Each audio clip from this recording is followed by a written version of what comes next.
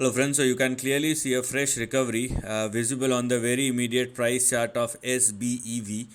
But with the kind of price performance we have in SBEV, you have to be very cautious about the risk, which is significantly higher.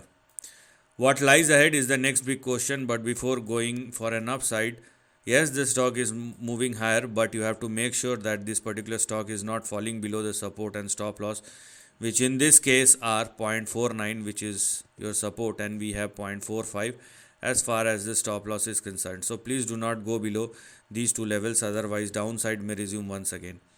Now, because SBEV is trading and sustaining both above 0.49, that's where we have a 0.61 and we have 0.65 as far as our next two immediate targets are concerned.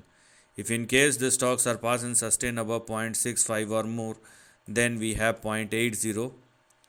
We also have a dollar, and in case the stock surpass and sustain above 1, then in the near term the stock can even stretch up to the highs of here we are 1.16 and 1.29 or 1.3 respectively. So these are all the levels which will become active one after the another. You can clearly see the tranches.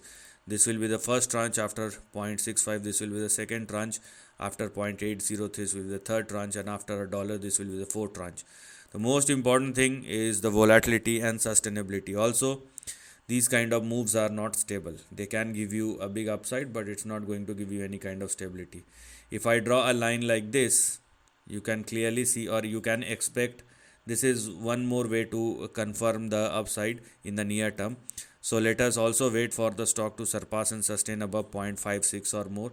It will be considered as a range breakout. Then we have 0.61, 0.65, and you can go further on the upside. This is the end of the video. Thanks for watching.